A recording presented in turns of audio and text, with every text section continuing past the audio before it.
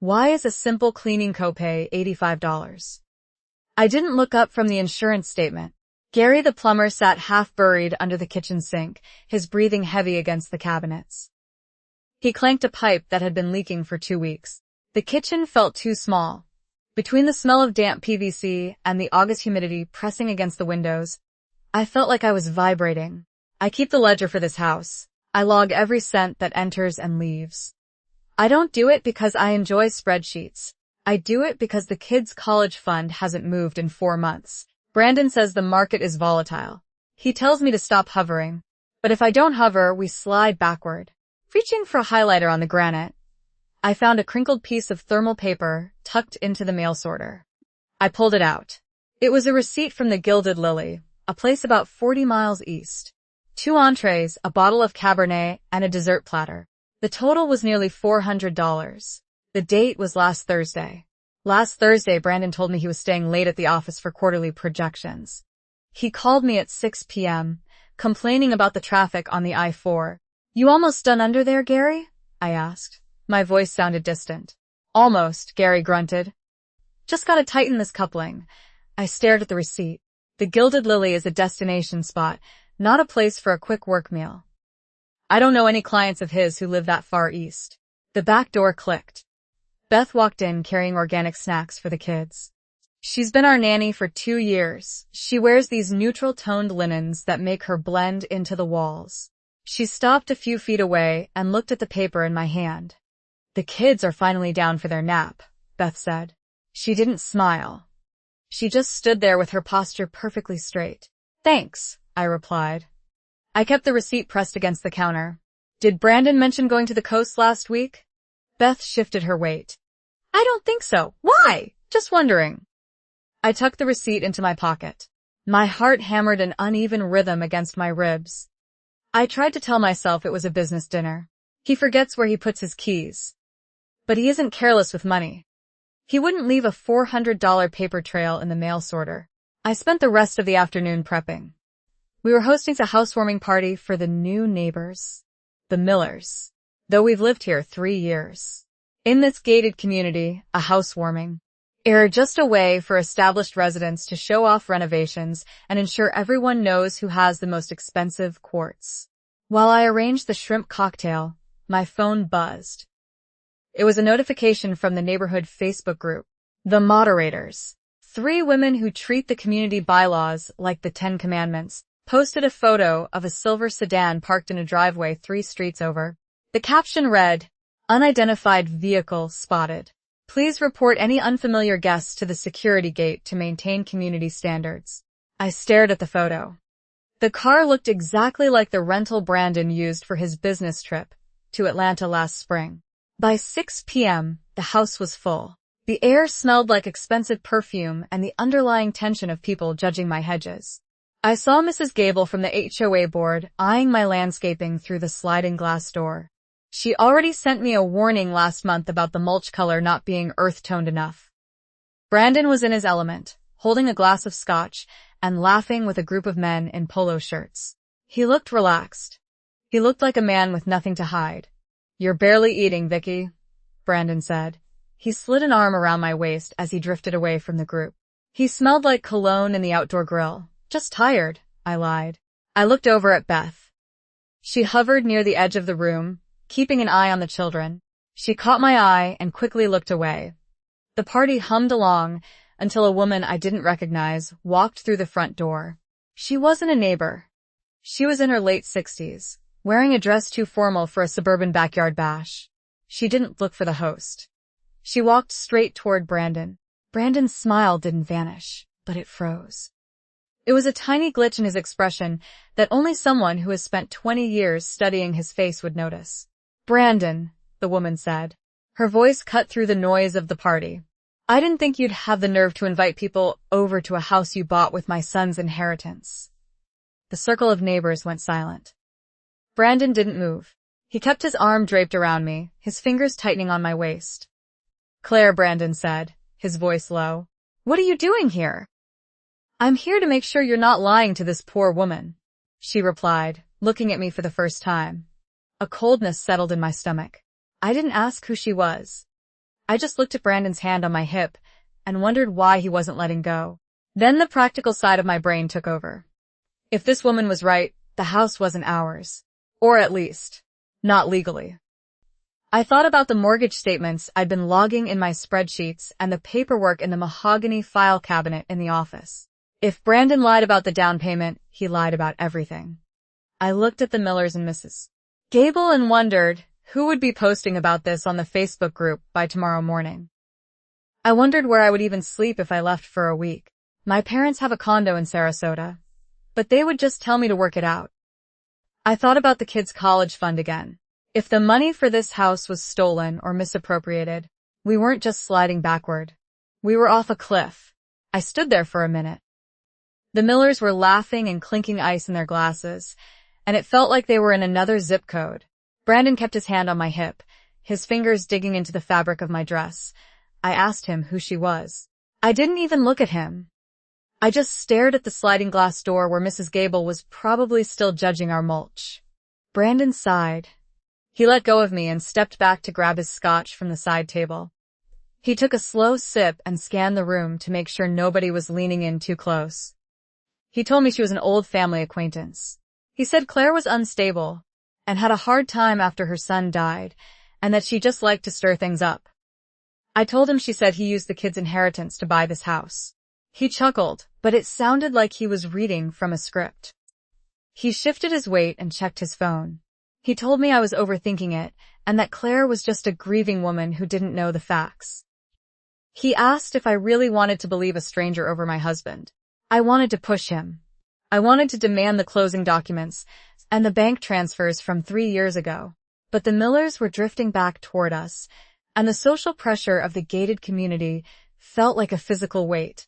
In this neighborhood, a scene isn't just a fight. It's a permanent mark on your reputation. I just nodded, forced a smile for the neighbors, and kept my throat tight. By 9 p.m., the guests finally cleared out. The house smelled like leftover shrimp and expensive wine. Brandon helped Beth get the kids settled for the night, so I retreated to the living room and pulled out my phone. I opened the neighborhood Facebook group. The thread about the silver sedan had exploded. The moderators, the women who treat the HOA bylaws like scripture, were arguing in the comments. Sandra, who lives 2 streets over, posted an update. She said the silver car belonged to a visiting consultant for the Hendersons and told everyone to keep the driveways clear. A wave of relief hit me, and then I felt a stinging sense of embarrassment. I felt foolish. I'd spent the last hour convinced my husband was a thief and a liar because of a car that probably belonged to some random consultant. Maybe Claire was just a bitter woman. Maybe I was just too wound up about the money. I looked around the living room, the cream-colored sofas, the custom molding, the vaulted ceilings. I thought about the master bedroom upstairs. If Claire was right and Brandon built this house on a lie, I didn't actually live here. I was just a guest in a legal nightmare. I wondered where I'd even sleep if I left for a week.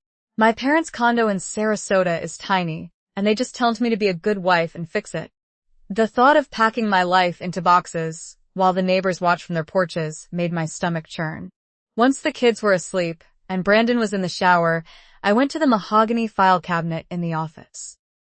I wasn't trying to be a spy. I just wanted to find a missing piece of the puzzle. I was thinking about the property taxes due next month. I seeded to make sure we had the funds in the right account, especially since the college savings were not where they should be. I opened the bottom drawer. I bypassed the insurance policies and the home warranties. At the back, tucked behind a folder of old tax returns, I found a thin manila envelope. It had no label. Inside, I found a bank statement for an account I'd never seen before. It wasn't a joint account. It was the Marquez Family Trust. I scanned the transactions. Thousands of dollars flowed into the account every month. But I wasn't the beneficiary. The kids weren't either. The beneficiary was a woman named Elena. I didn't know any Elena. The shower stopped upstairs. I quickly shoved the statement back into the envelope and closed the drawer just as Brandon walked into the room, drying his hair with a towel. He stopped and looked at me standing by the cabinet. He asked what I was doing in there. I told him I was looking for the property tax notices to see if the escrow covered the last payment. My voice cracked, just a little. Brandon leaned against the doorframe. He looked tired, and the lines around his eyes looked deeper. He told me he'd handle the taxes, and that I didn't need to hover over every single cent because it was exhausting. I told him I saw a document in the drawer. A trust. I asked him who Elena was. Brandon didn't flinch. He didn't even look surprised. He rubbed the back of his neck and looked at the floor. He told me it was a legacy thing from his grandmother's side. He said it was an old trust that handled some family properties up north, and that Elena was just the administrator. He claimed he couldn't dissolve it because of how the original deed was written.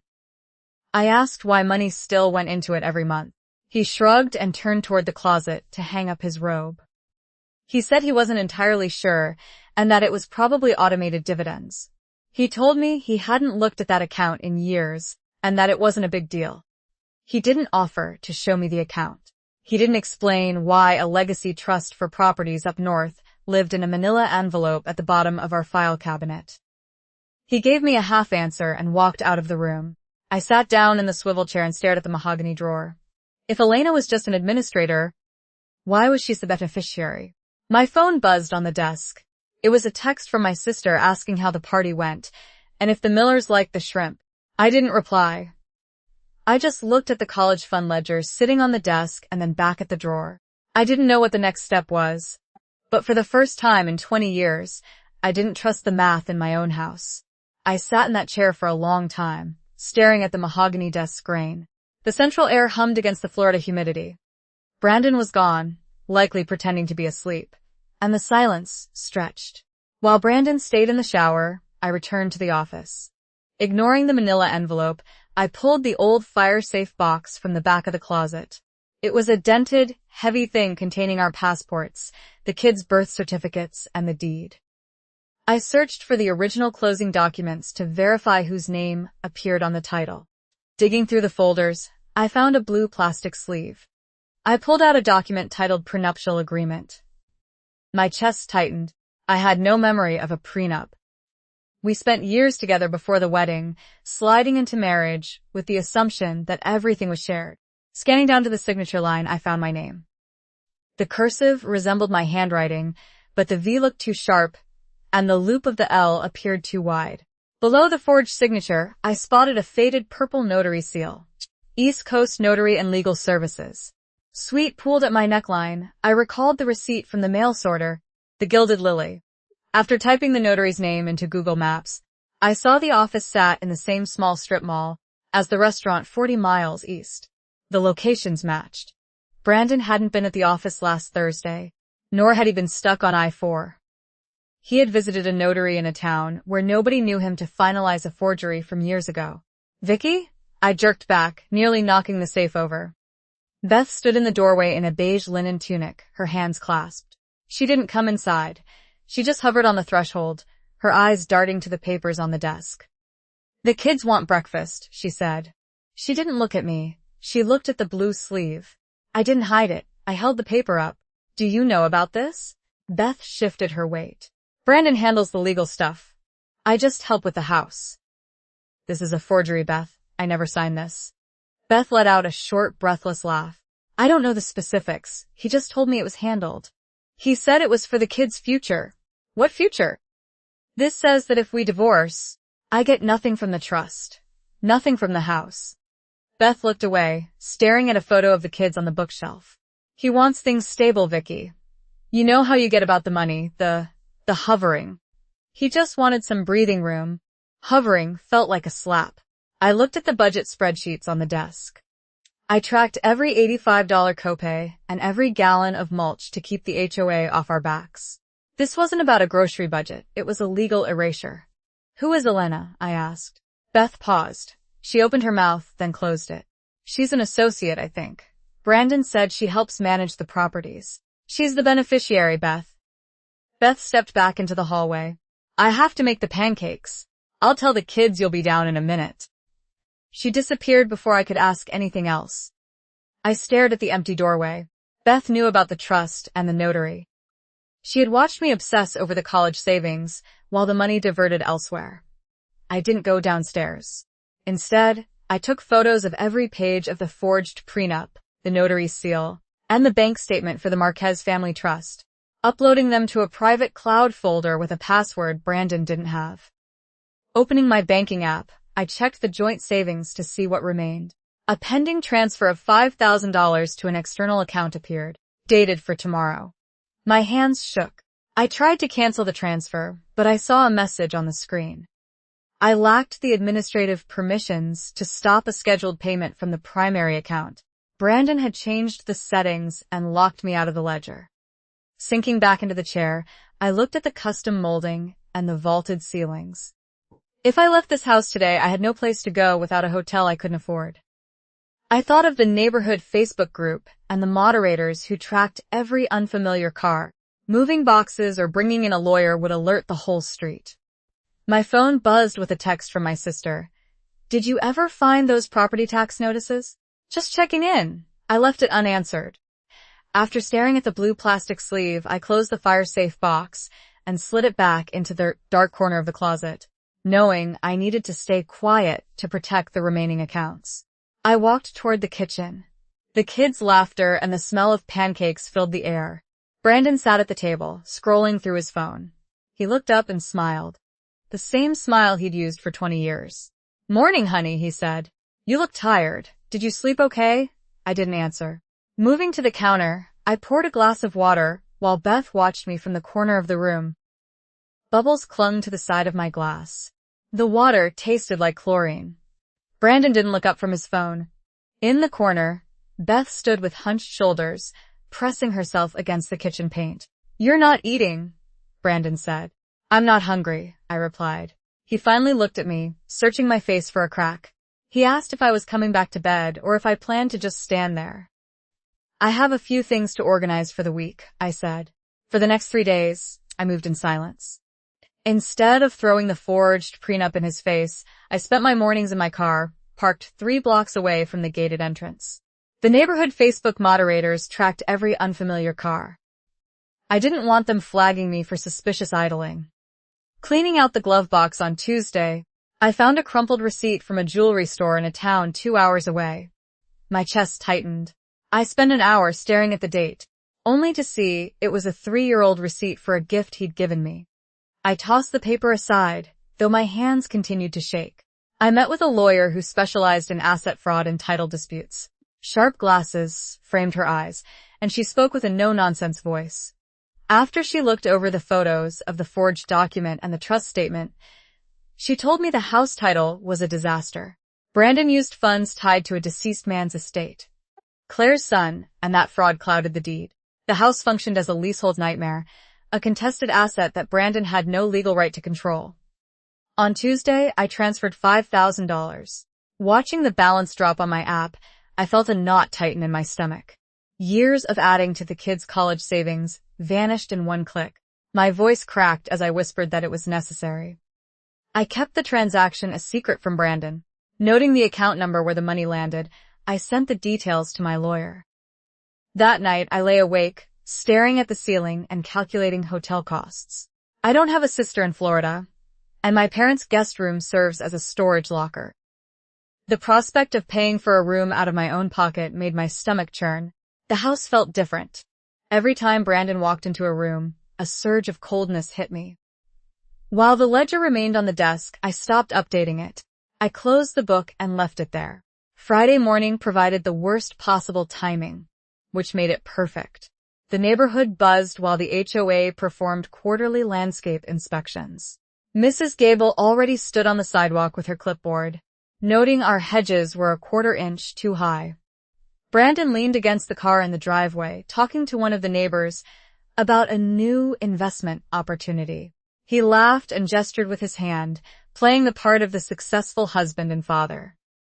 Holding a thick manila envelope, I walked out the front door. "Brandon," I called out.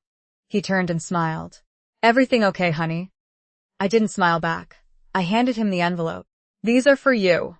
He took the paper slowly, his brow furrowing. As he pulled them out, the smile vanished. He didn't make a scene at first. Instead, he read the emergency injunction and the notice of the title dispute.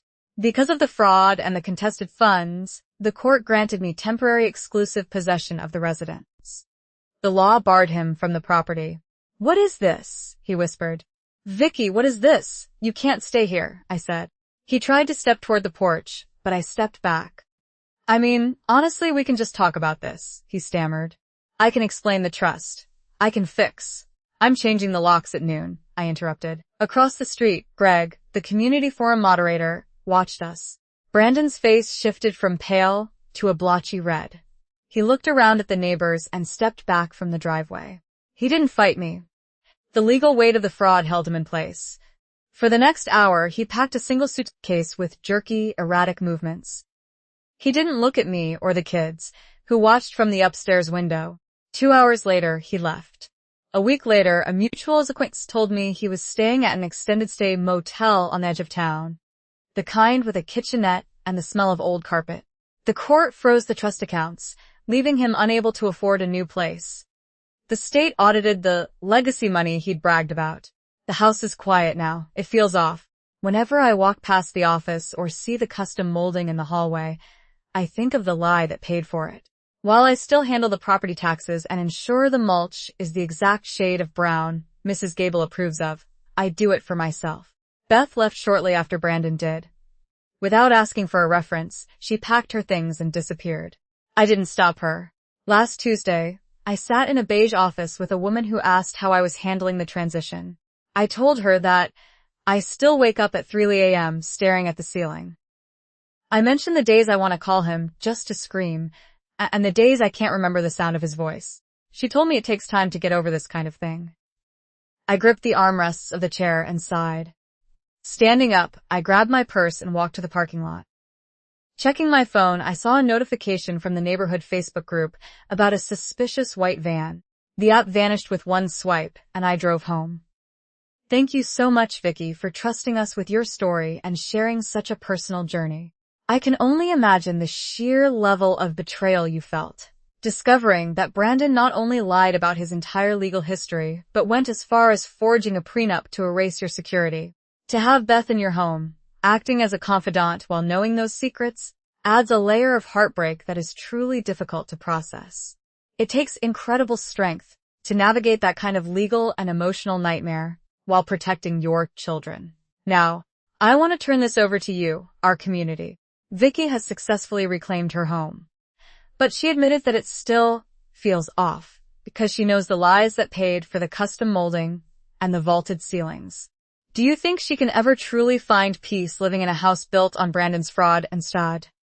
Or should she sell the property and start completely fresh to truly heal? Let us know your thoughts and leave your best advice for Vicky in the comments below. If you found this story powerful, please hit that like button and subscribe to the channel so you never miss a confession. We will see you in the next one.